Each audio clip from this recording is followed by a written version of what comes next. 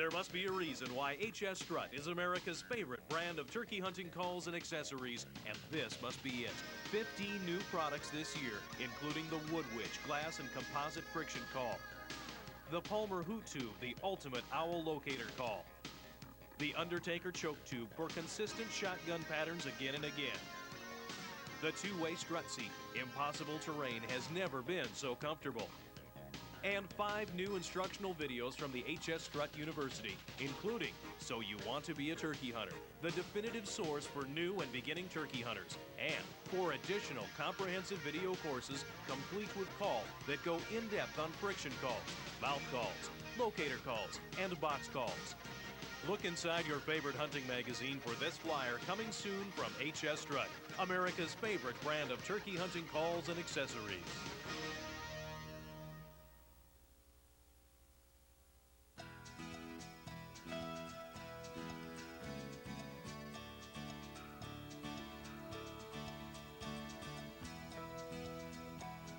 To me, turkey hunting is such a one-on-one sport where you're putting your skills and knowledge and calling ability against a wild animal. It's me outsmarting that old gobbler. It's me communicating with him. It's me getting him into gun range. It's me getting him in with an archery range. It's time with friends and family. In the springtime when the birds are gobbling, the excitement of the hunt and calling, communicating with the wild birds. He's still out there in the distance and you trying to, persuade him to come on in is just the excitement level. It's very exciting to go challenge a bird one-on-one and talk to him and make him come to see what you're talking about. Each time you go out, it's a new learning experience, and there's always that hype and that excitement that only the wild turkey can bring. It's just a one-on-one contact. It's fun. All those things add up to just a great time in the outdoors and great memories.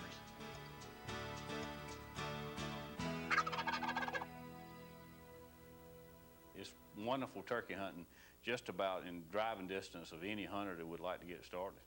When I was a boy growing up in the Northeast, there was only fall seasons. Now you have spring seasons throughout. You can find the wild turkey almost in every state except for one, and that's Alaska. They even got them in Hawaii. There's 4 subspecies in the United States of the wild turkey. There's the Merriam's, the Eastern, the Rio Grande, and the Osceola. The eastern wild turkey's pretty much found the eastern half of the United States. It's a turkey that's been probably the most hunted, maybe in my opinion, my favorite and the most difficult to hunt.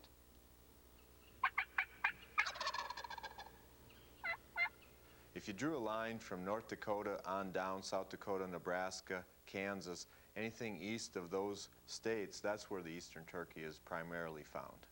He's usually dark in color, a really dark colored bird, and his tails will be a buff color. You know, what I like about the eastern turkey is he's really vocal. But also about the eastern turkey, he's tough to hunt. The Osceola turkey in Florida is somewhat smaller, skinnier in appearance, and they have longer spurs, but they're real dark. They're real dark in appearance. They have a dark tail, and their overall color is a lot darker than eastern. Also, the Osceola is, within his wings, you will see the bars are not as dominant in white as the eastern or the Merriam species. Merriam turkeys are primarily found in the mountainous regions on into the Black Hills in the western states where there's mountains. Not are they limited to mountains, but the river bottoms, but they're mainly a western turkey. You can identify a Merriam in the coloration of their tail. They got more of a cream-colored tail and a shorter tail than an eastern.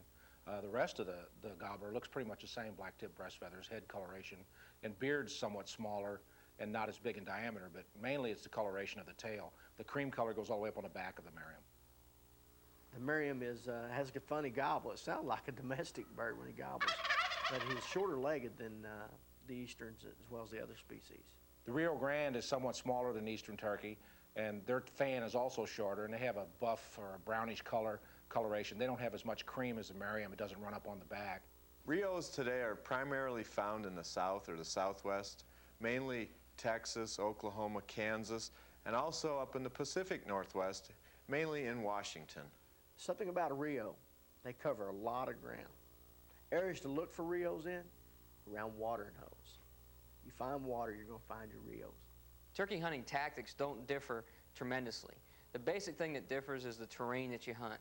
Basically, a turkey needs water every day of his life, especially gobblers. They're not looking for food in the springtime, but you want to hunt areas where the hens go to, so obviously you're going to need a food source. But water is a key, real important role no matter where you go. You get into the desert country of Texas where water is scarce.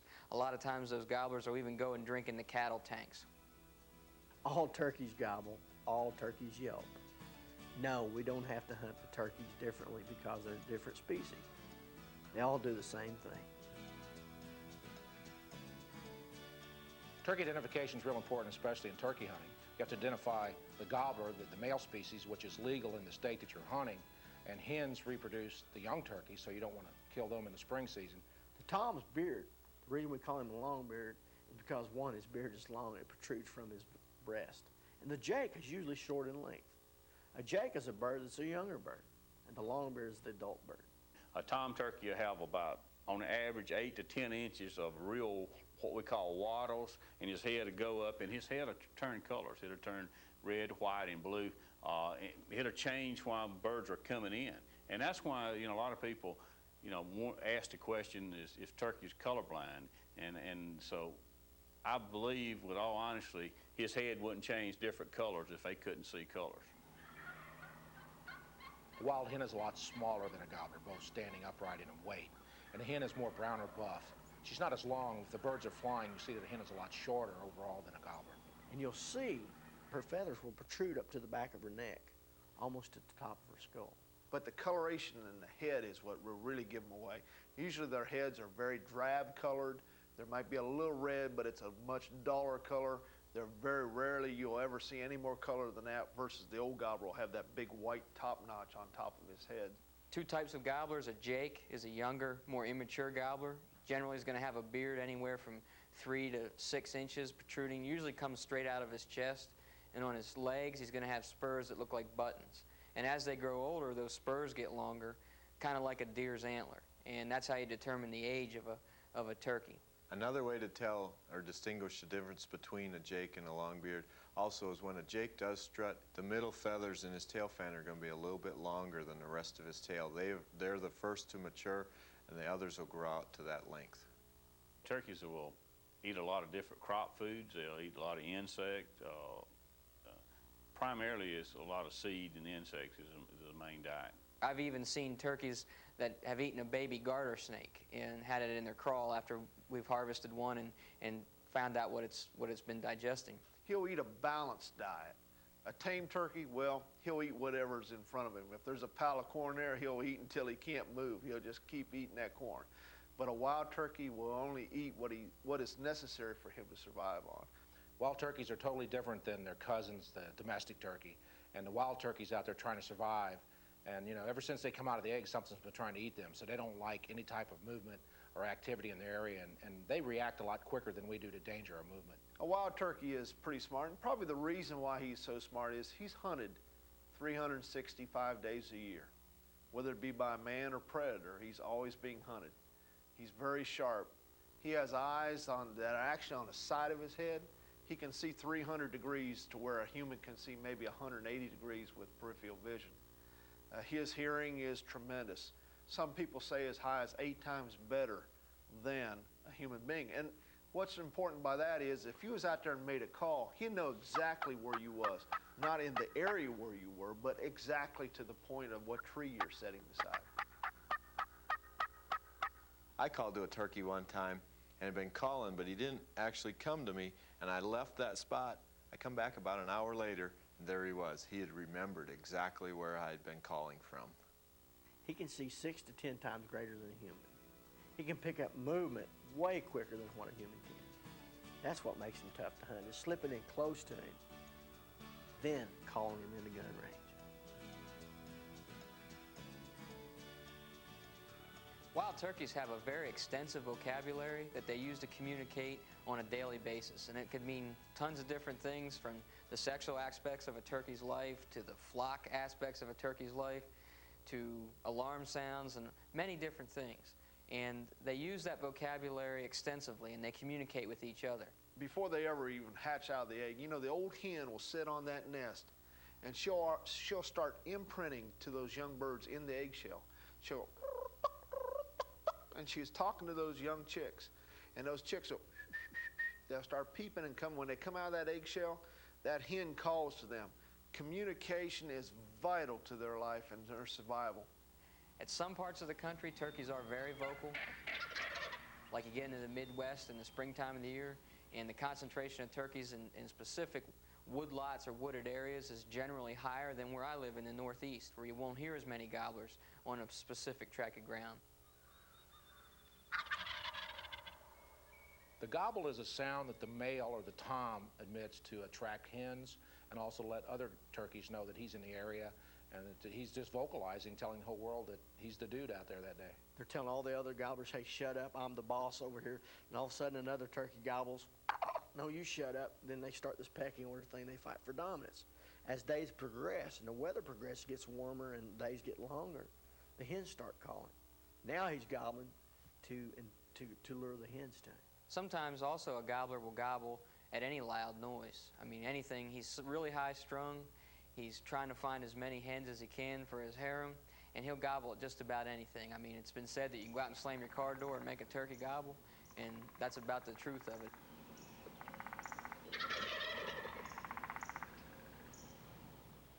The reason a hen yelps is communication. It's a contact call. I mean, there's different types of yelps, and when they yelp with different types of excitement. You know, a subtle yelp is, if it's a contact call. She just first walked in there to that gobbler, and she's saying, hey, I'm here. I'm coming to you. But if she gets excited, she's showing excitement. She's saying, hey, listen to me. I'm in love with you. Gobble to me. Talk to me. I'm coming to you, big boy.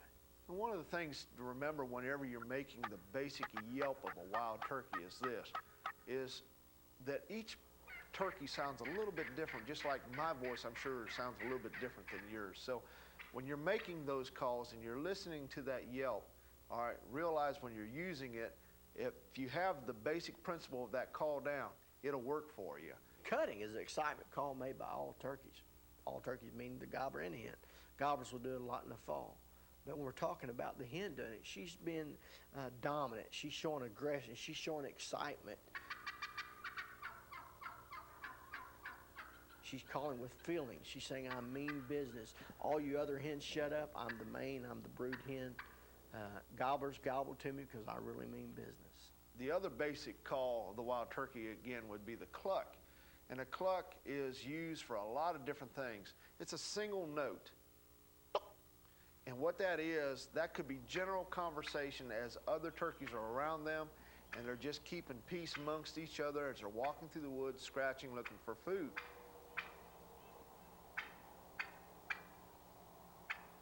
A simple cluck is peaceful and relaxing, and it just means contentment.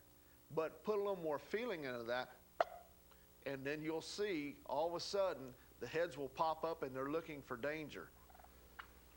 A purr is both a feeding call and also a sound of contentment. In the fall of the year, it's a great call to use in hunting because when wild turkeys visually see each other, they purr. But the purr is just a soft, vibrating sound that all turkeys make, and especially in, again, in feeding or in short-range communications.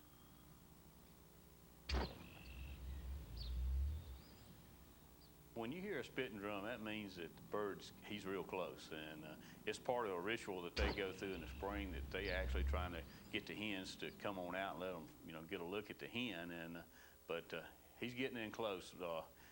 Things are almost getting ready to happen. When that old gobbler's fanned out and he's strutting for that hen, and he actually thinks that that hen's right there. He may be strutting for you coming into your call, and it'll, and you'll hear him spit and drum. And that's really an exciting time because you know he's real close. That's a favorite time for every spring turkey hunter. Alarm putt, that means the gig is up. That means something spooked that bird. That bird's become nervous. It's sharp sounding. Nervous. If you want that old bird to throw his head up when he's within range, just do the alarm putt.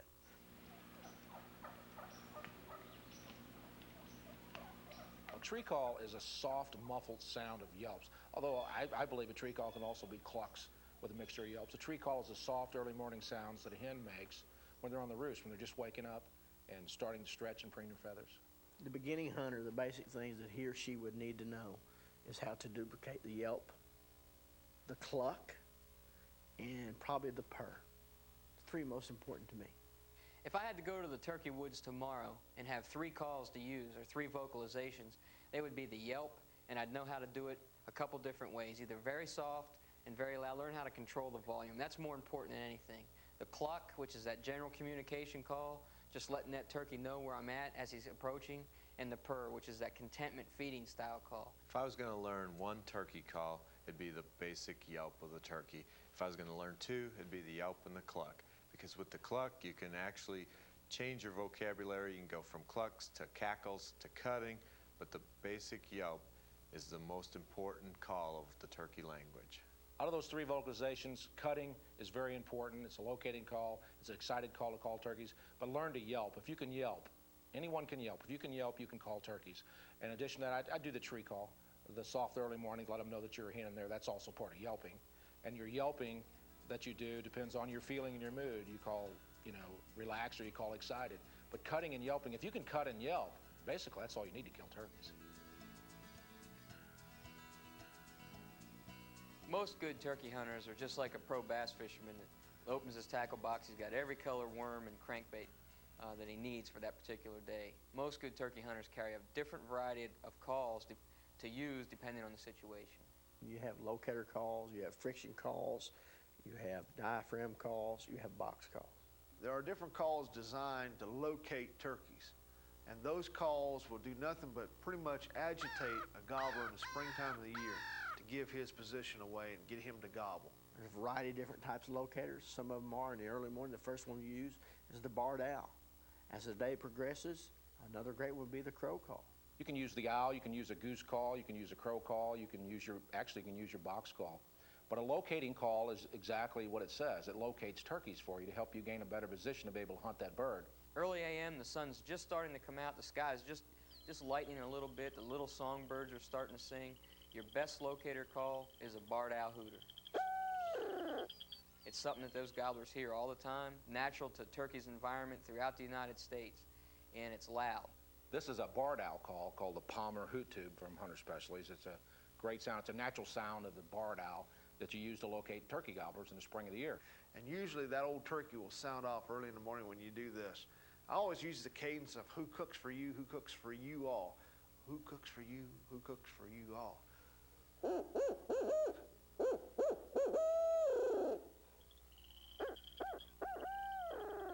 Early morning, the barred owl is a great locator call, but as the morning progresses, the crows start to wake up. That's another great locator call. A crow call is great to use all day long, depending on your state that you hunt. And when I use a crow call, a lot of times I'm going to hit them again with just one loud, startling note because I want to shock that turkey into gobbling at something loud. And it would be just one note like this.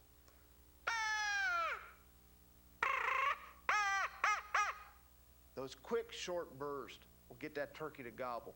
And by doing just a short burst of sound, by the time your noise is done, you're hearing him gobble back at you. If you keep calling, you'll drown your own ears out and you won't hear him, and he'll be gobbling for you. You just defeated your own purpose by overcalling.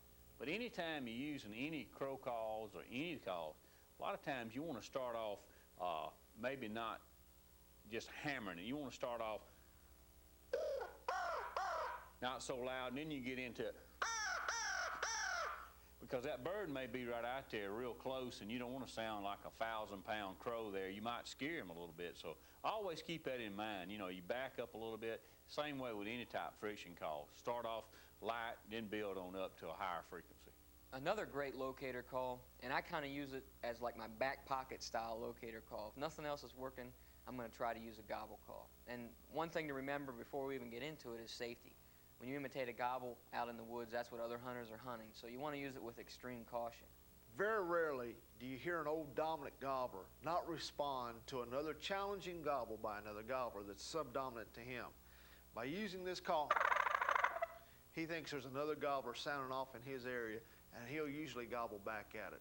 Another great time to use this call, and it works real well, is when you got gobblers that's hung up and he's out of gun range or whatever. Say he's 100 yards, 125 yards. When I'm working him, I've got him excited on the hidden call. He's progressing to me to hurry up and make his mind, to make him progress even faster. I may even throw in a gobble, a jack gobble. Another locating call is a hawk call, or red-tailed hawk, or chicken hawk, a lot of people call them. It's a high-pitched whistle, and in the middle of the day, if nothing else is working, it's a lot like fishing, throwing out different lures. Locating calls or turkey calls, you can always try something else. It's real simple to use, just a high-pitched shriek of a red-tailed hawk.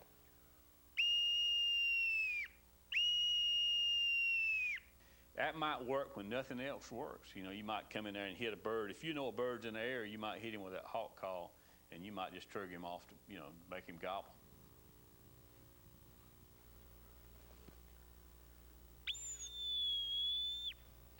There he is right there.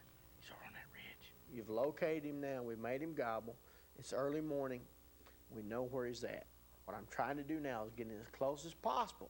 Now, from my scouting, I know where every creek, every fence, everything that could cause that gobbler to hang up is at. I want to make it as easy as possible for that gobbler to come to me. So what I'm going to do now is stilling ground, meaning getting close as possible to him, setting down, then I go to work on him. And that work is calling to him.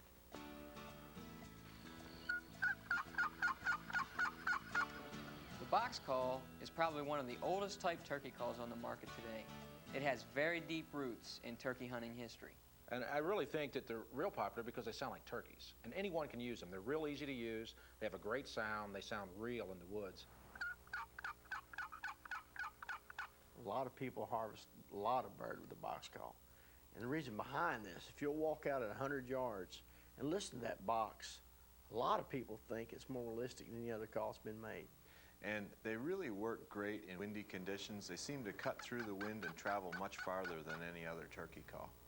But if you ever wanted a call that you could rely on year after year after year, some of the box calls produce some of the best sounds that you've ever heard. To do the basic yelp on a box call, all I'm going to do is take the paddle out and let it slide across the lid, and I'll have the basic yelp. As it comes in, you're going to hear the high and low note. As it gets closer to the center, you're going to hear the low note of the yelp.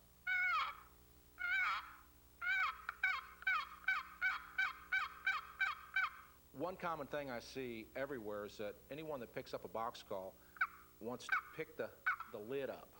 And the best way and the easiest way to use this call is to simply let the paddle work. Don't pick it up.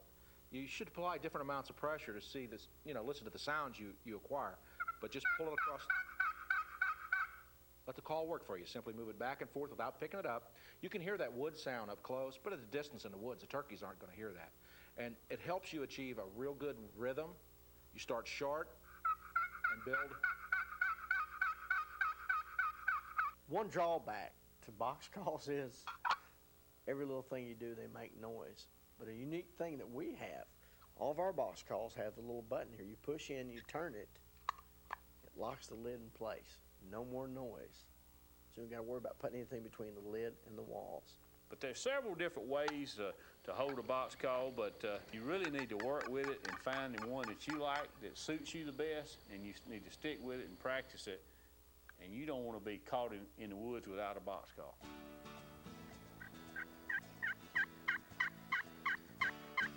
A friction call is just what it says. It's friction. It's two different pieces of material rubbing against each other to create friction that produces the sound of the wild turkey. There's a wide variety of friction calls, so you can achieve different sounds. More volume, less volume, different tonal qualities, higher pitched, lower pitched, raspy, clear, just so you can sound like all the different turkey voices that are out there. There's different types of strikers that make different sounds, and you'll personally find something that you like the sound of, but more importantly, you should find a call that works good for you, you have confidence in, can make the sounds, but the turkeys respond to it very well. And that may be a high-pitched, scratchy yelp, it may be a clear yelp, and if you have several of these friction calls, you can change and use different calls in a hunting situation, see which one the bird responds to. On this style call, there is a few different components. First of all, you have the plain surface, which on this particular call is glass, just like plain window glass. It's laid in a pan. This is like a resonator. If you look at a guitar, this is like the back piece of a guitar. And on the bottom, inside of this, there's a sound chamber, and it's almost just like a musical instrument. The sound waves, the vibrations are collected here through the glass and sent out through the sound chamber down here. But the striker is very intricate too, and it looks like this is a carbon rod with a bell at the end. But if this didn't have the bell in the end, it wouldn't collect any of the vibrations. So what it does, it sends all the vibrations that are collected on the striker part up through the bell, and that's what creates the noise. It's actually a very intricate musical instrument. When you place the striker on the surface of the call, whether it's glass, slate, aluminum, what have you, what you want to do if you're first starting out is to lay it flat. And then what you want to do is just tilt that striker back and just use the very back edge. And it's not quite a 45-degree angle, but it's probably 27.5 degrees. But you want to just use the back edge of that striker. And once you have that angle, you can make a noise on the call. To do the basic yelp on the call, I'm going to take that striker, set it against the surface. Once I've got the striker on the surface, it actually never has to leave the playing surface. And I'm just going to make a long oval to make the yelp.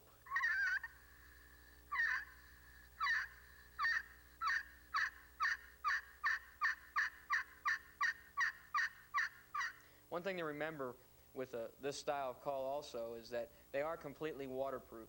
And if you use a carbon striker like the one that comes with this Black Widow or an acrylic striker, it'll work in any weather condition. Where wood will not work in the rain, but as long as you have a carbon or acrylic, you're in great shape. On any of the friction calls, you can change strikers and change your tone or your different types of sounds on the surface. You can also change your sounds by moving your striker from the edge to the center.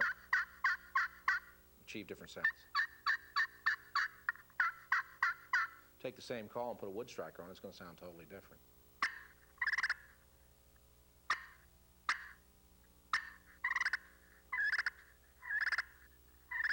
Sounds real, doesn't it?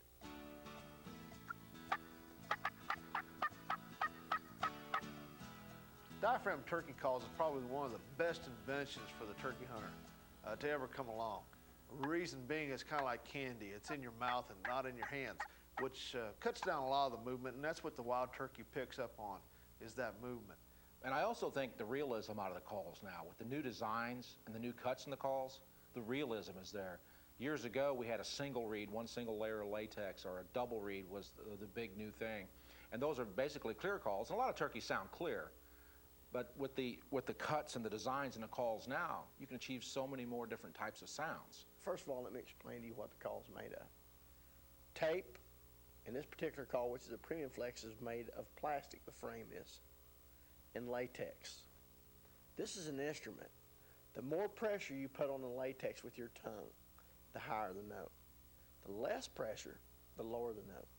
First of all, put it in the roof of your mouth and get used to it. Wall it around. It's probably going to feel like a wad of peanut butter to start with, and you're not going to like it if it's hung up in the roof of your mouth. But put the call in, let it go up the roof of your mouth, and then let it bring it forward, and it ends up setting in a little bit of an angle. It don't set flat where most guys pick a mouth call. They think it's got to set flat, but it will not set flat. It sets in a little bit of an angle. And then take, for instance, this is your tongue right here, and you roll your tongue up and you hit that latex, and you force an air over the top of your tongue to hit that latex. And the way I like to put it, it's like you got a wad of bubble gum and you've been chewing that bubble gum for some time now, and you got it real soft, and you start touching that gum with your tongue, and you start blowing air, and a bubble comes out. Well, the same principle on this mouth call. You start touching that latex real lightly, and you start blowing it, trying to get a bubble to come out, and you'll get a little sound that comes out of it. Now that's with a lot of pressure. With less pressure, it's going to sound raspier. Now with more pressure, and I'm going to drop it off to get low. I'm going to go high-low.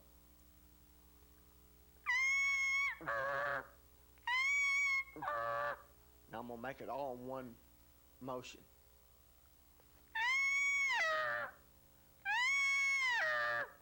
I'm going to speed it up now to produce the yelp.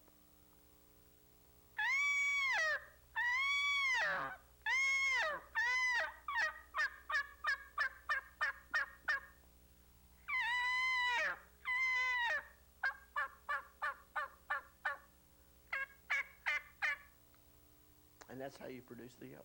Even if you can get just a little bit of sound out of it, you've accomplished so much, because just a little cluck a lot of times when that bird's right out there at 30, 40 steps and you need him in to move a little bit, it gives you an opportunity to get away with, without having to move. You can just have that mouth call available for it. So I think it's a must for every turkey hunter to learn to be able to use a mouth call a little bit. Why do you want to use the tube call? First of all, it's probably one of the most underused and underrated calls that's on the market. A lot of people can't use it because it takes a little practice. But this call is made of plastic and latex and a rubber band that holds the latex in place. After I've wetted my bottom lip, I place my lip right here on the latex, the top part of the plastic. And by putting pressure against the latex with my lip like this, by blowing air over my lip, I produce sound. The more pressure, the higher the note. Less pressure, lower the note. One single note, I'm going to make the noise just blowing air over my lip. To produce the yelp, I'm going to drop my pressure off of it from high to low.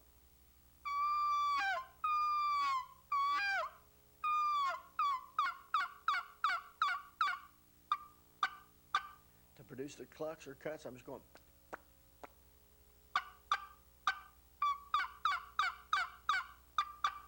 A turkey hunter can literally sound like a whole flock of turkeys out there if they need to in a given situation.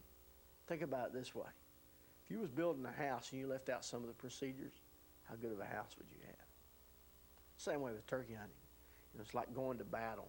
The more calls you have, the better your chances are going to be, because it's different sounds of different turkeys. The more versatile you are, you're better prepared. Don't be satisfied with one call. Get several ones and try them, and you're going to find one that you're going to like better than any of the rest of them. If I had one call that I could pick for you, the beginner, to start out with, it would be the box call. Box call is the simplest. You can do the basic call that's required to call a bird in: the yelp, the cluck, and the purr. Box call. That's an easy one. Take a double reed call and learn to use that. But if you were going to go hunting this year and you're new at hunting, get a box call and practice that box call. You can buy videos to learn the box call. You can listen to wild hens on the videos. You can go out in the woods and learn from the turkeys. For the beginner, I would probably recommend a box call or a slate call. Those are probably the two calls that are the most easily mastered in a short amount of time.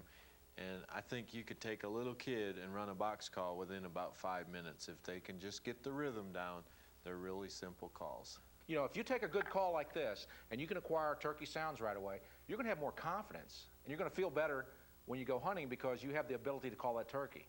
And that's why these calls are so good and work so well for you. The ease of use and the realism of sound that you can achieve as a first-time turkey hunter. When there's a new turkey call in the market, I try it. Doesn't necessarily mean that I'm going to use that call no matter what. I may go back to my old favorite. But with the new technology and new materials being used today, I think it's smart for every turkey hunter to try as many calls as he can, because sooner or later, he's going to find that call that he just loves. When you get to the woods and you get set up on a turkey, I like to wait till I hear those first crows call in the distance before I'll start to make my first turkey call. And remember, the first calls that you make to that gobbler should be very soft and subtle. Tree calls are the best way to go. Don't get him too excited while he's still on a limb. So many times, hunters will start calling really too aggressive too early, and let that bird start gobbling on his own and start hitting him with some light tree calls. And so many times they've been watching videotapes and just and we've been hammering the birds. I'm guilty of, showing the guys how to really hammer birds. And the bird's up in the roost. He got him gobbling so much he has to wipe his sweat off his head with his wing every now and then. He knows that hen's she's about to explode, and he's waiting on that hen. So I suggest doing some light turkey tree calls. Let the bird hit the ground. Then you can start piling in and start pouring the coal to it. Once the turkey flies out of the tree, becomes vocal on the ground, that's when you should begin calling. So basically, your calling session, excited, with feeling, shouldn't really begin until the turkeys are down on the ground, off the roost after daylight. First call I'll give him is a tree call.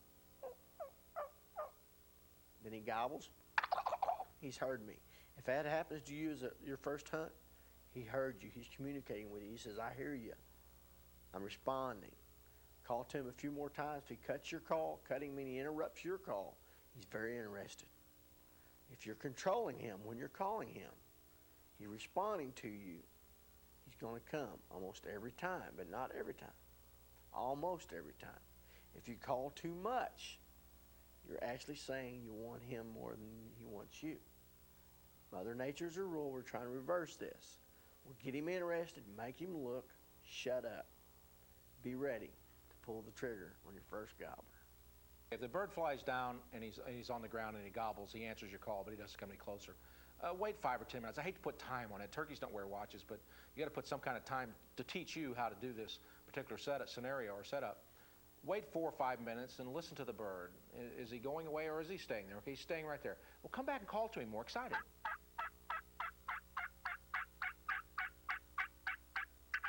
And just keep calling at that bird every 3 or 4 minutes until you can tell either he's coming closer or he's not coming at all, or what is the bird doing? If he finally, he may want you to come to him. They like the hen to come to him. A lot of times that aggressive type calling will make that bird come on in, where if you sit back and you're not aggressive, if you just sit back and call once or twice, that hen may come up and take your bird away from you and you'll never see it. So yes, in some occasions you can't call too much. In every hunting situation, if that gobbler's still gobbling and you have the time to hunt this bird, sit on him, wait him out. If you keep calling, he's going to stay out there and gobble forever. Remember, you don't have to make him gobble 100 times to shoot him. If I call and he gobbles right immediately or even during the call that I'm making, that proves that he's really interested and there's a good chance he's coming in.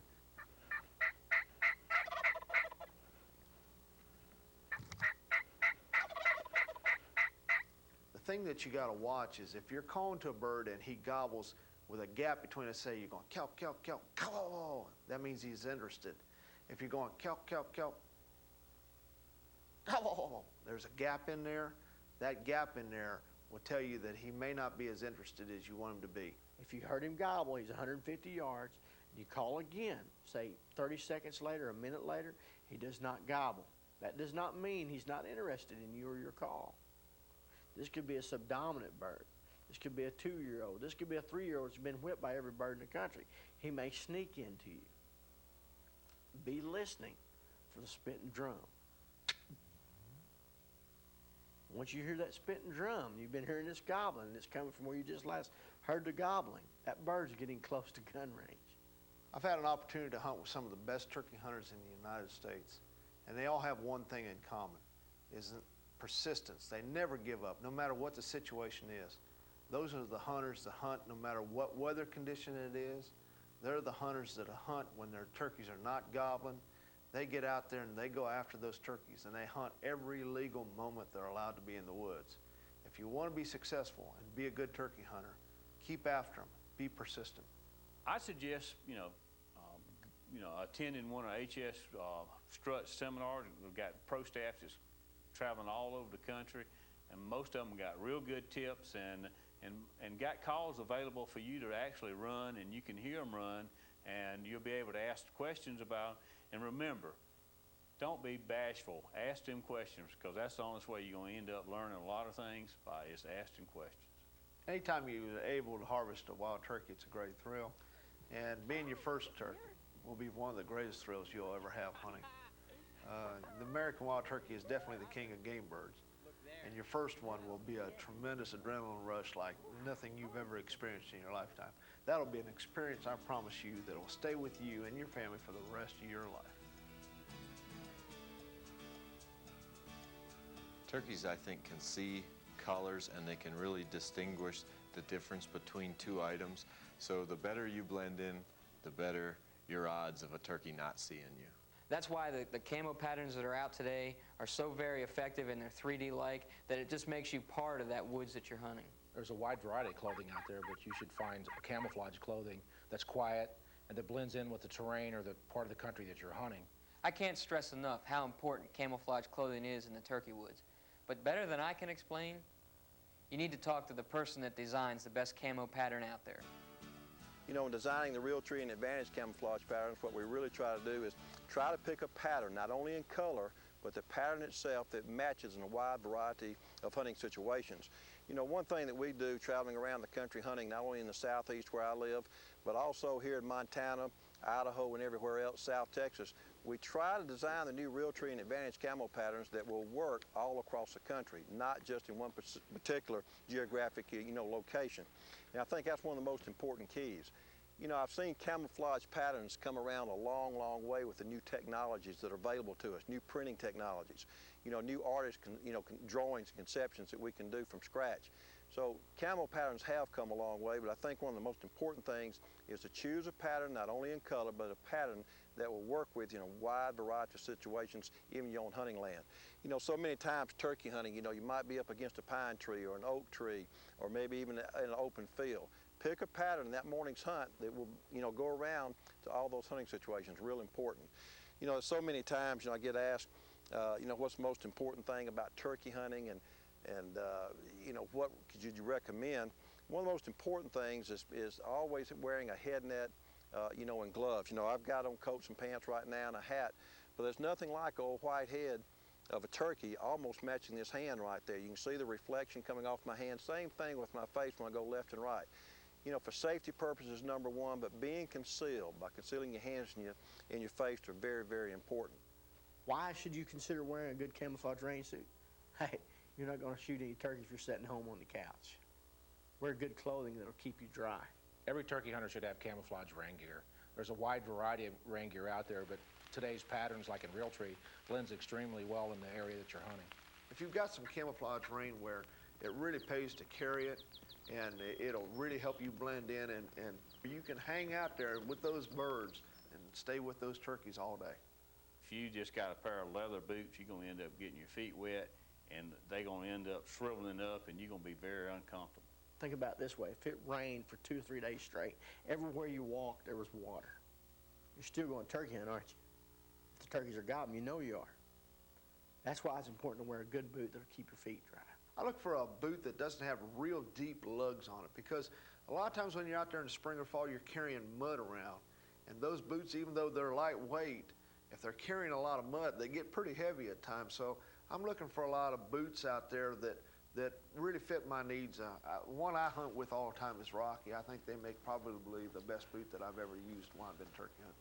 Footwear is very important to be comfortable and not cause blisters, and also something that's Gore-Tex and breathable. Because wading streams and dew in the morning in the fields and those things, it's real important that you're comfortable, because if you're not comfortable, you're not going to be a good turkey hunter. A turkey vest is what I call a hunter's filing cabinet, because it keeps you organized. I can't tell you how many pairs of gloves and how many head nets and how many strikers that I've lost in my hunting career. But when I first started out, it was a ton of them. Now, when I wear a turkey vest, I've got everything right there on my sides or in my back. But if you haven't tried a turkey vest, try one this spring, because you'll absolutely enjoy it. And half the fun is just packing it up and getting ready for opening morning. It's kind of like a carpenter going to build a house. You wouldn't go with just a hammer. You'd go with a whole, bunch of tools, and that vest will help you be able to do the job that you need to do. And plus, it offers you an opportunity to be able to tote your bird out in a comfortable position and be safe about it too. A turkey gun should be like part of your arm, and it's important to have enough respect for that animal that you're hunting, that you know the effective range of that weapon. Personally, I like the Beretta 390. I like a little bit shorter barrel. My barrel length is 24 inches, and I have it affixed with one of our aftermarket choke tubes. So I know at 30 to 40 yards, I'm shooting about 90% pattern. If you got a 12 gauge, 2 3/4 or 3 inch with a full choke, it's probably more than capable to go turkey hunting with. You should pattern the gun and shoot it and check out its capabilities. But you can buy a new shotgun, but you probably don't need it if you already have a gun that works real well for you. Also, if that gun has screw-in chokes, you can purchase good chokes to make that gun shoot better. Then you've got a good turkey gun. You may already have the turkey gun, but you just really need to shoot different shells and try and see. And you may have to get the bird in closer, but know your gun. Know what it'll do. The guys at Winchester Ammunition have a great method of patterning shotguns. Any gun that's a 12 or a 20 gauge, whether it be a pump, a semi-automatic, or even an over and under, can make a good turkey gun. The thing that you have to keep in mind, you have to have a good full choke or extra full choke in those guns to deliver the kind of patterns you need to take a turkey cleanly. Because mainly you're aiming at the head and neck of a turkey. And so you're trying to condense all of the shot in your shot shell into a smaller area. And so you're needing to deliver a good pattern and a pellet with a lot of energy. Pellet energy is the size of the pellet or the weight of the pellet plus the velocity. So in turkey hunting, you want to look at something like a 4, a 5, or 6. That's what Winchester makes the Supreme load in. Those pellets will deliver good energy at the velocities they're going at out to 35 or 40 yards. They'll take those birds cleanly. If you get into size 8 or smaller shots like that, they just don't deliver the energy you need to take those birds cleanly. One of the things that I like to do is start out shooting with a target load like this, a lighter target load, to get familiar with your gun, to make sure that it's shooting where you're aiming, and it's going to be close to the turkey loads. Then come back and finish patterning with the turkey loads to see that which shot size is working best for your gun. A lot of today's turkey guns come through with a camouflage finish. But if you don't have a camo finish on your gun, there's absolutely a very inexpensive way to do it, either by taping that gun with a camouflage type tape like our No More tape that doesn't leave any kind of residue, to a gun sock for a semi-automatic or an over and under style shotgun. Another great product that's brand new to the market this year is a product called Camo Shield, and this product makes your gun look just unbelievable. It will not hurt the finish, and it protects it for a long time. It's absolutely the best camouflaging product on the market today for your firearm. So it's extremely important, no matter what gun you use, is to have one that fits you very good, that you feel comfortable, that is camouflage to get the glare factor down so you don't spook a wild turkey. And then after that, it's extremely important to have a gun that shoots a real tight pattern so you can put it on that head and neck. Blaze orange is real important. During deer hunting seasons, it's mandatory in most states to have blaze orange. But when you're turkey hunting, you should wear it to and from the woods. When you set up at a calling station and call to turkeys, if you don't call in a bird or harvest a bird and you're going to change positions, you should probably put your blaze orange back on. And especially if you harvest a bird, put that bird in the blaze orange bag and in your vest, and show that orange when you go in and out of the woods. Just think if you were walking out of the woods and you're carrying that turkey and his tail is all fanned out over your head and you've got a nice bright white hand carrying that turkey. It looks pretty much like a turkey's head, and there's a fan right behind it. Now think about that. That's being really, really unsafe. So I want to put him in a safety game bag, that orange, and never have a hunter mistake me from a real turkey. Should never wear any colors that match the wild turkey's head or neck, red, white, or blue, because there might be a few hunters out there that don't positively identify their target and mistake those colors for a wild turkey. Safety is extremely important. And I think it's important for the hunter to realize that you have to identify your target every time you go to the woods before the safety ever comes off, before the gun ever gets pointed at that object. You always want to know what's behind your target before you squeeze that trigger. That's just part of safe gun handling. You never want to push that safety off until you know absolutely sure that you're going to take that shot. Just because you hear something walking in the leaves doesn't mean you should push your safety off. That safety is there for a reason. When you see that turkey come up, then it's time to pop that safety off real quietly. If you have an approaching hunter, never wave out to him to let him know of your position. Always talk to him and holler out. Let him know by voice rather than by movement, because a lot of times he's heard turkey calls. He's maybe coming in, sneaking in, thinking you're a real turkey, and if you just move, sometimes that's what sparks a guy into shooting. So always let them know via your voice that there's a hunter in that location. One thing to remember is to stay away from peer pressure when you're in the turkey woods. You don't have to kill something every time you're out there. That's not what we're after. What you're after is to have a good day and enjoy each day of field.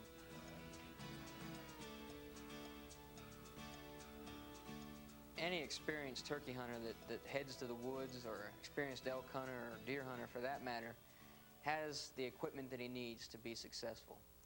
Not just a good gun, his favorite turkey gun, his favorite calls, his vest, and his camo, but things like rain gear, a good seat, because you might sit in one spot for 10 minutes and you might sit in one spot for 4 hours on one turkey. And 4 hours in one spot, that little rock that you might have sat on feels like a boulder 4 hours later. That's why a seat's important. A seat like our Bun Saver, which is self-inflating, which just by releasing the valve, you can change the air pressure and give yourself a totally different position without any movement at all. And it really also keeps me real comfortable on wet grounds, and you got to keep that in mind too, because you get you back in where it's very uncomfortable. Hunter Specialties also has a new product out called a strut seat, and I've field tested that product, and I tell you, it's really neat. It's an aluminum type leg seat with a webbing on it that you can set real comfortable up against a tree. It has an angle at it that you can actually set and lean back against a tree, and it allows you to have your knees up a little bit. Also, we have a gun rest that you put on your knee. As you sit down by the tree, you put that gun rest up there, and it helps you hold your gun still and motionless until that turkey appears in gun range.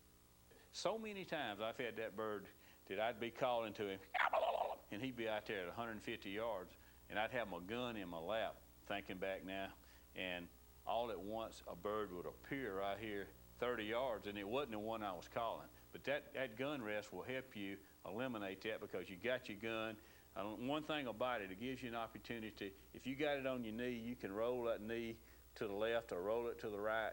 And, you know, of course, if you set up with your gun pointed in the direction that bird's coming in from, it will help you get ahead of that game. Super light blind is a real important part of your turkey hunting equipment. And we use blinds a lot. We hunt a lot of open country. And it helps you conceal yourself and blend in the terrain, and you sets up real quick. And if you need to move or change positions, you can pull them right up and go. Sometimes people just cannot sit still, and having that blind will give you that little added protection and for movement. If you're moving around using your box call or your slate call, and if you don't feel comfortable, having that blind is going to help eliminate all those extra movements out in the turkey woods. I always carry like a Maglite AA flashlight in the woods. A lot of times you're going to a bird before daylight, and there's nothing worse to go stumbling out through the woods, not knowing where you're at, running into branches, stepping on branches and breaking them, making excess noise that you really don't need to be making. I like the little AA mag light, especially if I'm hunting in areas that I've never been to before. This light is small and compact, fits easily into your vest, and if I get into a place that I'm unfamiliar with, I pull that light out and I can see my way to get across the road or get my stuff ready at the truck. There's tons of uses for it, especially when you get to the woods, because if you've never been there before, it's a real good idea to pull that light out in case there's a fence or anything else that you may have to cross. In a lot of states where I have opportunity to hunt, you can hunt in the afternoon, and a lot of times birds will fly up and you got to wait till it gets dark before you can start slipping out of woods. So a fast flashlight is a very handy tool. Also use little deals called limb lights. I can mark my way right into the birds where they're at. I can get in close early.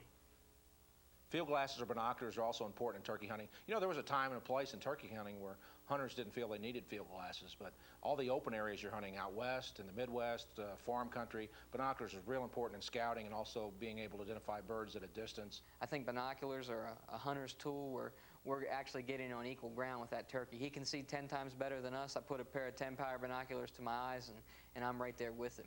Another neat thing to have is a little sport saw from Gerber. You can saw some of the tree limbs that might be in your way, or the little clippers so you can clip some brush when you sit down in your location. I mean, you never know when you may have to cut brush out of your way for shooting lanes, or you can help build a blind by cutting brush.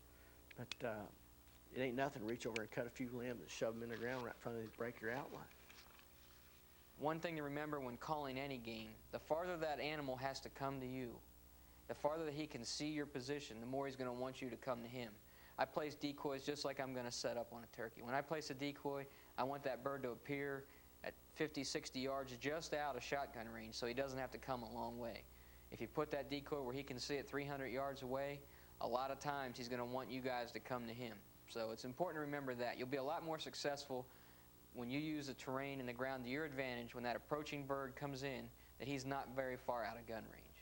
You definitely want to check the hunting regulations. Some states it doesn't allow you to use a decoy, but they do work really well. And I like using a hen and a jake a lot of times, because sometimes that turkey comes in, he looks at that hen decoy and he's wondering, you know what, she isn't all that pretty. And he sees that jake and he's like, huh, I got me a little competition. So he starts coming in, and he's coming in kind of to whoop that little jake's butt and tell him, you better get out of here because that hen is mine. Decoy is one of the most lethal weapons there is out there in fooling gobblers. Those old gobblers that play hard to get and hang up out there, a lot of times what happens is that gobbler hears the hen calling, but he never sees her. Now with the aid of decoys, when he sees it, oh, he thinks he's got to show off even more. That's why he'll go ahead and come on and commit and start strutting, coming into the decoy.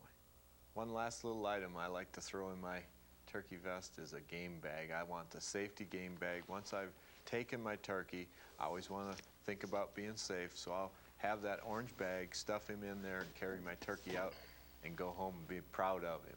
Several years ago, I had a guy walk up to me that had got shot, and he was explaining to me he had shot a turkey and kept his head net on, and he reached down and he picked him up like I've done a bunch and threw him over his shoulder, and he was walking up a little high ridge. He was going to help his buddy try to call the bird in, but he was actually closer to him than what he thought he was, and he pointed out that I had that bird gripped by my hand, and it wasn't nothing showing, my face wasn't, and just bare hands. I took my glove off, and then I had this tail fan come up, and it looked like a strutting turkey, and he ended up getting shot.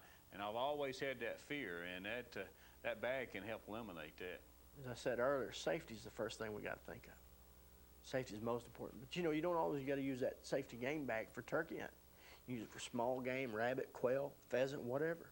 And it's blood proof. It's a neat thing. One thing that's probably overlooked by a lot of people in turkey hunting is a hunter safety certificate. Some states it's mandatory that you have one no matter how old you are. Some states it's after a certain year, but you always want to check the regulations of where you're hunting to make sure. And if you need one, you're going to have to plan plenty in advance to go take a hunter safety course. Every turkey hunter anywhere in the world should read the regulations to the area they're hunting. It's so important. Find out all about the turkeys, the regs, the regulations, all the rules before you ever go into the woods. You never want to go to the turkey woods without a hunting license. It's very important that we remain ethical hunters and take that kind of responsibility upon ourselves, because there's a lot of folks out there that are trying to take all hunting sports away from us, and we need to be as ethical and responsible conservationists as we possibly can. One of the most important parts of turkey hunting, and probably will make you the most successful, is scouting and know the land that you hunt. The more you know your terrain of the area, the better your odds will go up of harvesting a wild turkey. The wild turkey is a pretty unique bird, and believe me, he lives out there 365 days a year. He knows his home. In the fall, it's very, very important to locate the flocks, of course, to hunt those birds. In the spring of the year, you're not going to call any turkeys if they're not there. You got to hunt the turkeys where the turkeys live, and your scouting will tell you not only the amount of turkeys, the type of turkeys, and the places they're feeding and all that. Scouting is very, very important in turkey hunting. One thing that I never do before the season comes in is actually call to those turkeys, because what you do then, you're just educating those turkeys for the upcoming turkey season. You make them smarter and a lot more difficult to come to the call. Turkeys are pretty patternable because they basically have several things on their mind. One of them definitely in the springtime would be the gobblers are looking for hens for breeding purposes. But two, those hens and gobblers are feeding, and especially the hens. So know the food source that they're feeding on and what they're looking for. And if you find the scratching and things of that nature, dig up the ground a little bit or kick the leaves back and find out what these turkeys are actually scratching for, whether it's acorns or whether it's different types of grubs or insects or different berries that they're maybe picking up or grain or whatever. Scratchings will tell you a lot about turkeys, where they're feeding, where they're spending time, and the amount of turkeys in an area. If you find little areas where they've been scratching, there's probably a few more turkeys in there. If you're only seeing 2 or 3 here and there, it might be 1 or 2 turkeys. Roosting turkeys, or putting a turkey to bed, as a lot of people call it, is going out in the evening and listening for turkeys to fly up to roost. In open country, you can actually watch the turkeys leave a field and fly up, or in the prairie. But you can owl hoot or use a crow call or something to make a turkey gobble in the evening when he goes to roost, and you have his location for the next morning's hunt. A strutting area or a strut zone is generally an area where that gobbler can go and show off to his hens, and he actually breeds hens there. A lot of times you can find a pattern in a turkey, especially before the season, as they fly down. When those hens are receptive, they fly down, they get to that area, and those hens come to him right there. Sometimes that gobbler will do it 20 mornings in a row. When I'm out scouting, I'm going to look for several things. I'm going to look for food sources. I'm going to look for turkey tracks. I'm going to look for droppings. I'm going to look for feathers and scratchings where the turkeys are actually feeding. Tracks, one thing, when I see tracks, this is going to tell me something about the turkeys in the area. Usually the smaller tracks are obviously going to be hens. The larger tracks are going to be gobblers. You can identify the birds that you're scouting by what the droppings look like. The gobbler is usually long and J-shaped, and the hen is small like a popcorn kernel. But scouting, if you have your homework done and know where there's a couple different birds located, you know where the creeks, the fences, the feeding areas and things like that are, and your homework's done, it makes your job a whole lot easier. You found the bird, and now you're going to pick a spot to start calling that bird into you. That's the setup. Setup of any hunt, any calling situation on gobblers can make or break the hunt. And the setup is, in my opinion, where most turkey hunters make a mistake, is where they set up. They do all their scouting, they have all their equipment, and then they don't set in the right or proper place to kill a turkey. The ultimate setup is that you're between where that turkey is and where he wants to be. But obviously that doesn't always happen, and that's why using turkey calls can really help you out. And setting up, a turkey generally likes to come uphill or the same level as where he wants to go, or if he hears that call, you're a lot better uphill or on the same level as him. He's more comfortable coming up that hill, I think, because he can see better. That gives him a little bit more, I think, of an edge, that he's in a more of a comfort level when he's coming up a hill or he's on the same level with you. Bottom line is, I think there's a bubble. Bubble meaning a distance within all gobblers that you can get inside of and touch him to get him interested in that call, especially if he's vocal. I don't care how many hens he's got. If you play your card right and call right, you can get him to progress to the edge of that bubble. Too many turkey hunters try to call turkeys long distances and through obstacles or barriers. A turkey do what they want. They live there. They go uphill, they go downhill. But you as a hunter, on your setup, you want to be able to see 25 to 30 yards in front of you, make it easy for him to come to you. You don't want to see the turkey until you can kill him. And by getting 75 to 100 yards, you eliminate a lot of hang-ups and a lot of problems in calling turkeys. I always feel that if I can see him, he can see me. And if I can see him for 200 yards, he can see me for 200 yards. And if I'm calling, he's going to say, well, that's just a tree over there. I don't see no hen. I'm just going to hold my ground and stop. Also, you don't want to put any obstructions between him and you, like fences. A single strand of barbed wire can hang a turkey up. Creeks, roads, or anything like that. You want to make a nice path from where he's at to come to you. I also want a good tree to set up against where it's going to kind of block my outline. And also, I don't want a lot of brush because I want to be able to maneuver a little bit. If the turkey goes off of the path where you think he's coming straight into you, he may venture off and go to a little bit to the side. And I want to be able to ease around without being caught in the brush and having too many trees in a way where I can't swing my gun and get it into a shooting position. There's nothing better to break up your outline than a log jam or a deadfall, or sometimes even just the foliage of spring bushes. You know, the most important thing is you want to stay in the shadows and break up your outline. It doesn't always have to be a tree. Yeah, it's very important to be in the shadows. You don't want to sit in direct sunlight and reflect off you, and the bird can see you quicker in direct sunlight. It's always good to be in the shadows. Your camouflage will work better in the shadows, too. If you can't find a tree as broad as your shoulders, don't leave the area. There may be something else there that you can pick up, whether it's a large rock, maybe even a little bit of a brush pile or something that's been stacked up. I've used log piles. I've used mounds of dirt where actually maybe a logging road where they push dirt up, where I've set in against mounds of dirt. Just try to find something that'll break up your image and not skyline you. Especially if you got a small child or a hunter that hadn't got a lot of experience. Even if you're a new hunter getting started, I would recommend using a blind because it gives you more confidence and you can get away with so much more. After I turn and put my opposite shooting shoulder to where I think the shot is going to be, I try to pull up my left knee with a gun rest on it and lay my gun on that gun rest on my knee so I can sit there comfortably.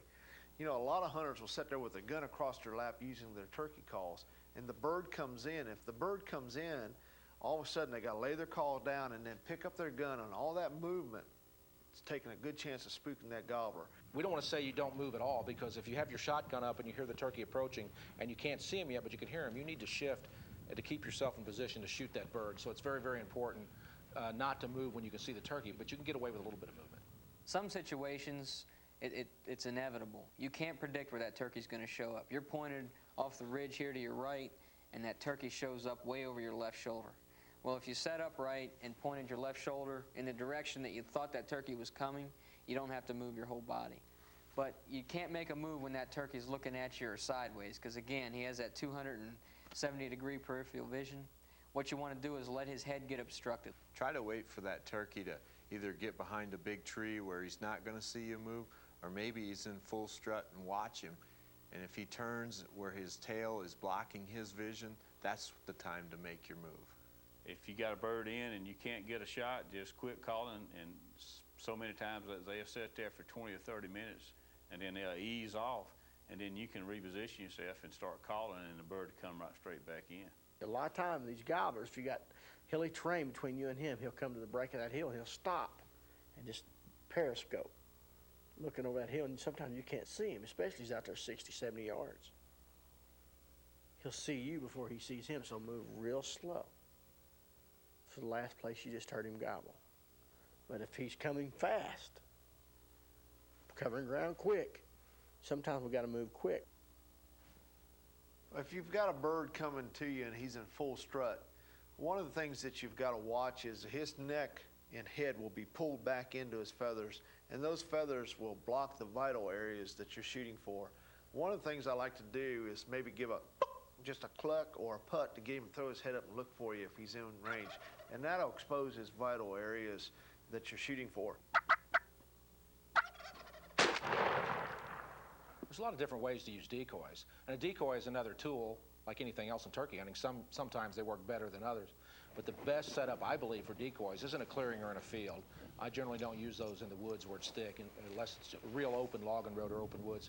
But the edge of a field about 20 yards to your left, if you're right-handed and you expect the bird to approach somewhat from the right, I'll put the decoys off my left side about 20 yards, so that I can be able to shoot with my left shoulder turn and follow that bird's approach to those decoys off to my left.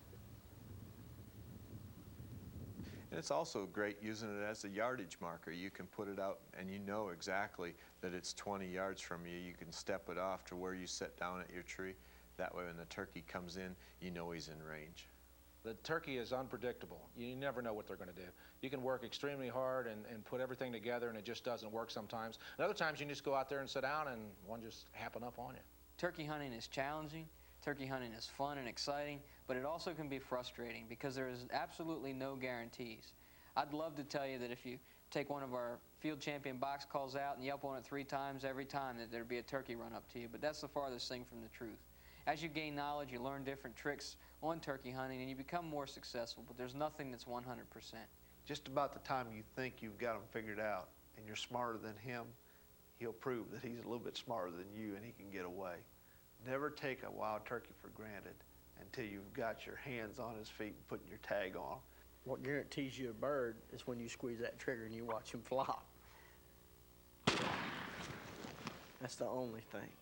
You know, but I tell you this, by being a good caller and having a good setup will enhance your chances. A turkey hunter should change his tactics depending on the situation that he's hunting. If you're calling to a turkey and he's working in good, he's answering your calls, you know he's getting closer, all of a sudden he turns around and goes the other direction, we may have a problem. We may have another hunter in there. It may be a predator that maybe spooked him. He may have run off. Your best move in that situation is to stop calling there, make a wide loop in the direction that he's traveling. If you know your area and you know where he might be going, your best bet is to get there before he gets there. Once you change positions, that bird may totally change his reaction to your calling. Way to eliminate these problems with birds hanging up on the other side of creeks or fences or whatever. This comes into scouting. First of all, know where these obstacles are at. Maybe he's just out there being a turkey. Maybe you didn't scout that bird, and when you think he's hung up, he's really going to real hens or going somewhere else. Or it could be, he may not be the boss gobbler. He may be a satellite gobbler looking for that lonesome hen, but the last time he was in that little area of woods that you were in might be big boy's country right there, or his territory, and he got half his feathers knocked in his back, and he stands out there and he's going to gobble, and he's going to let that hen come to him. A turkey hunter should be willing to make changes. We all sometimes seem to get in a rut to do the same thing over and over. If it's real windy, you can't call the same way or set in the same places. If it's windy, you want to call louder and don't cover as long distances when you set up the call. Go to a box call when it's windy. Try to get down under the hills out of the wind. One thing I like about because most of the time you get these spring rains, and it's it'll clear up. It may be raining cats and dogs, as they call it, for 1 hour, and then all at once the sun pops out. And I've had so much good success being out there. When that sun popped out, these birds would just come to life. They'd just turn it on, and they'd gobble everywhere.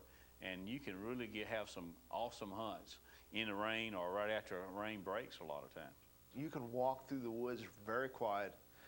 The dry leaves aren't crumpling underneath your feet anymore, and you can move and locate birds and get in position without spooking them. Actually, a lot easier when it's quiet. A lot of times I found most of the gobblers that I harvest on rainy days in open fields. And the reason for that is, I honestly think, is because they can't see and they can't hear if it's pouring down rain, but also they can see better in an open field than they can in the woods. Take advantage of those kind of days. A lot of times, especially maybe in pressured areas, other hunters won't be out when it's windy or rainy.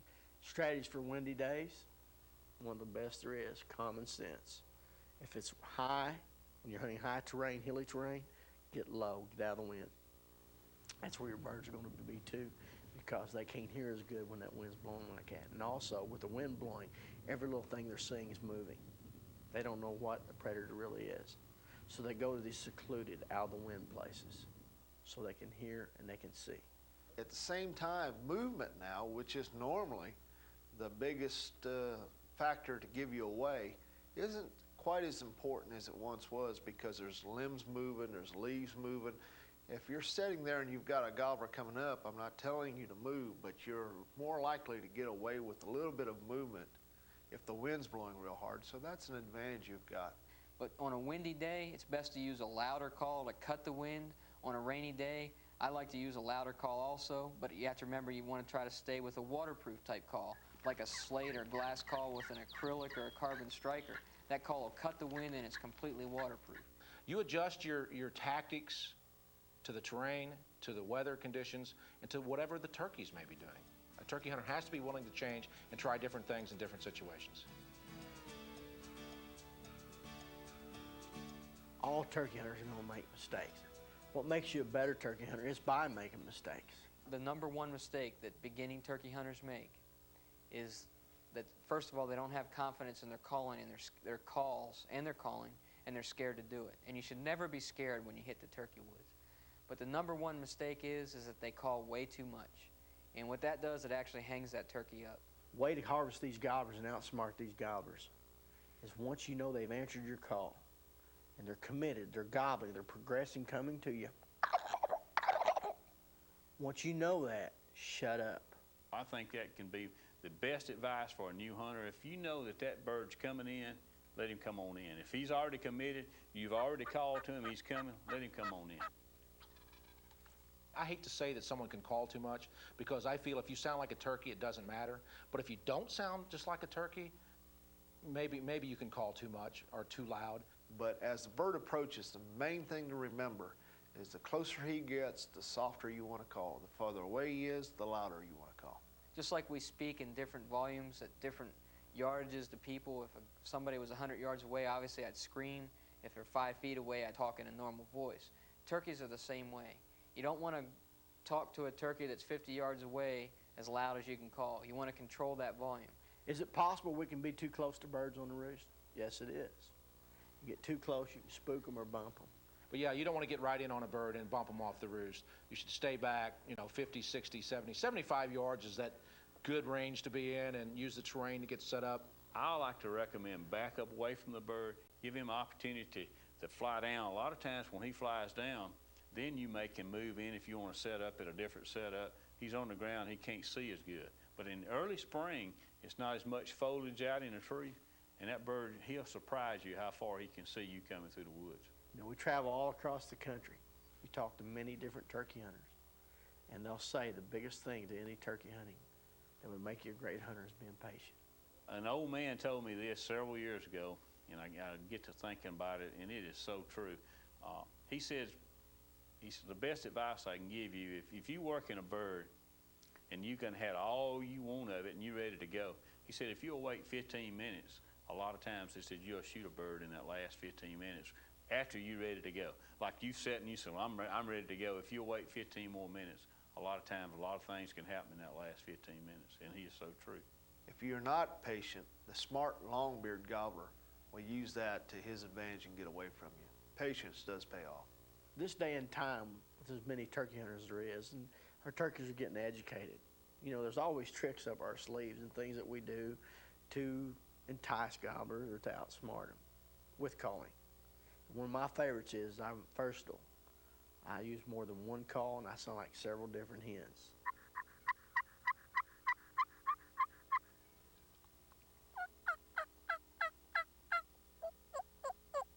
So many times you may have a bird that don't like, that particular sound that you making with that call, and you can change from a mouth call or to a box call or to a slate. And I would recommend to use 3 or 4 different type calls. You may want to have a box call and a friction, a slate call to change the type of yelp or the sound that you make. But yes, you can make the mistake by yelping 3 times the same tone, same level, 3 times, same tone, 3 times. Turkeys don't call like that. Turkeys call with excitement. When they get excited, you should get excited. It's crazy to understand and figure out why a turkey will respond to one call versus another call. But I've seen it time and time again while I've been out in the woods, that one day they'll respond to a box call, the next day they'll respond to a slate call better than the box call, and maybe the next day a mouth diaphragm is much more efficient than the slate call. So I carry all those types of calls with me, and if they don't gobble for one, then I'll switch up. Think about it. It's mating season. It comes once a year. You're no gobbler. What would you do if you heard 4 hens compared to 1 hen? Who would you go to first? When you shoot a turkey, when you've done all the things right and the bird is in, if your setup is right, you can't see the turkey and kill him, he's close enough, visible beard, you can see what's behind the turkey, in front of the turkey, you make a good shot. When you make a shot like that in 25 yards or in, you know exactly what's going on. The bird goes down. Stand up slowly, watch the bird's reaction. If the head comes up or the head's up, you should probably shoot the bird again. If you make a good head shot, head and neck in the vital areas, that turkey's going to flop. Rarely do you see a turkey ever just hit the ground and just lay there.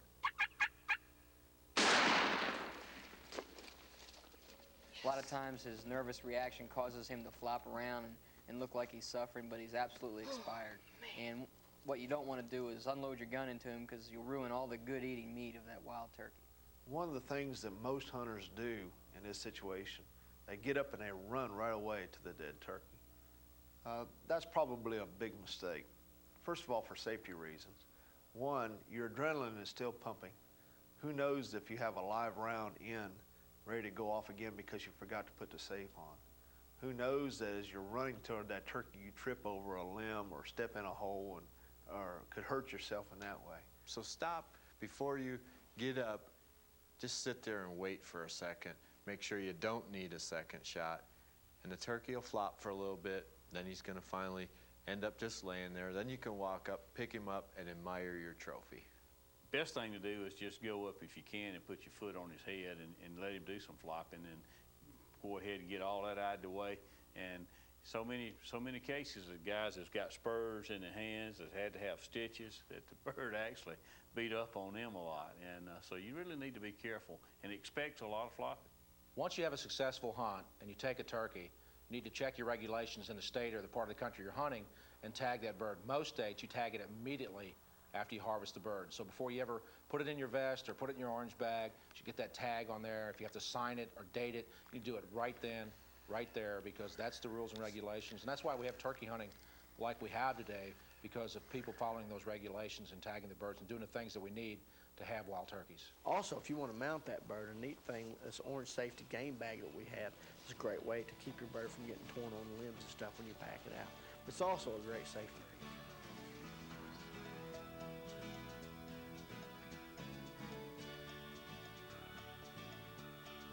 The National Wild Turkey Federation is a friend of every turkey hunter. They're one of the big reasons that the wild turkey thrives in the 49 of the 50 states of the United States today. And the National Wild Turkey Federation is a great organization to belong to as a turkey hunter that teaches ethics, safety, sportsmanship, about the resource. And you know, without all the work that they do on restoration programs and property and grounds to hunt turkeys, we wouldn't have turkey hunting like we have today. They've done a lot of good things to educate the wild turkey hunter. They've done a lot of good things to help educate the different state agencies in the United States about the wild turkey. There's a National Wild Turkey Federation, and then there's the State Turkey Federation in each state, and then there's your local Turkey Federation chapter that will be within your state. If it wasn't for the National Wild Turkey Federation, you and I wouldn't have a place to hunt, or we wouldn't have birds to hunt. This is a great organization that helps transplant turkeys all across the United States. And it's a great time. They do fundraisers to help with the wild turkey, and you meet people, you go to calling contests. There's so many things you can do.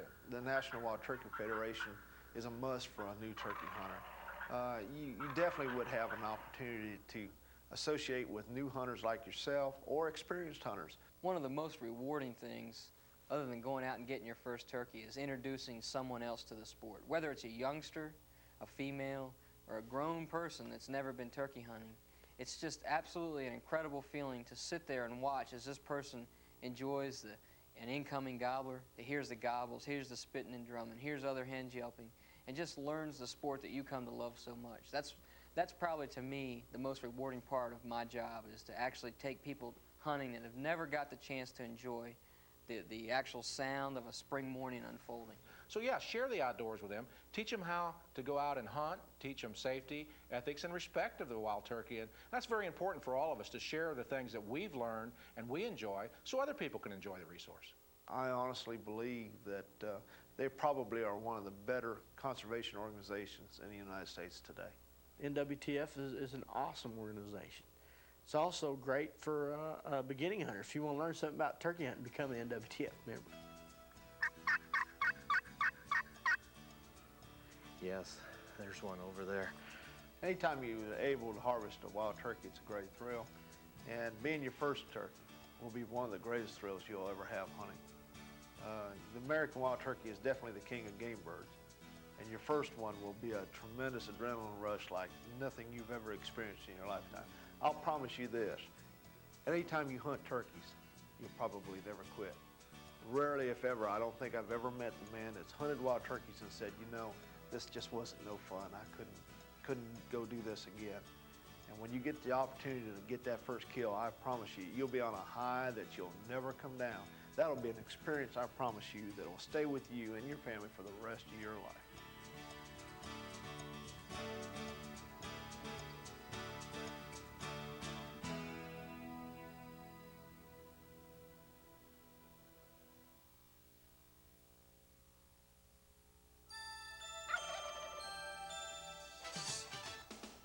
Now that you have viewed this volume of the H.S.STRUT University, you can go even further in depth into a variety of turkey hunting subjects through the other volumes from H.S.STRUT University.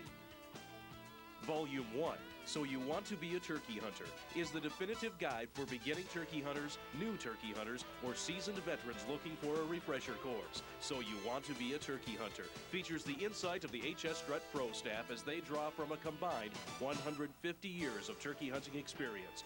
Nowhere will you find a more complete guide to turkey hunting than Volume 1, So You Want to Be a Turkey Hunter. Volumes 2, 3, 4, and 5 are combo packs that include a video and an H.S.STRUT turkey call. Each video includes exclusive footage you won't find on any other tape and features in-depth instruction from the H.S.STRUT pro staff on how to get the most out of that call. Volume 2, Box Calling 101, includes a natural field champion box call and a 30-minute video detailing the types of box calls, how to get a variety of sounds from a box call, and why the box call has been the turkey call of choice for generations of turkey hunters. Volume 3, Mouth Calling 101, is a complete 30-minute course on how to select, use, and master the versatile mouth call. Mouth Calling 101 includes 3 H.S.STRUT Premium Flex Diaphragm mouth calls. Volume 4, Friction Calling 101, reviews the many types of friction calls available, the numerous materials used in friction calls, when they work best, and how to get realistic turkey sounds from any friction call made today. This 30-minute tape includes the H.S.STRUT Black Widow Glass Friction Call.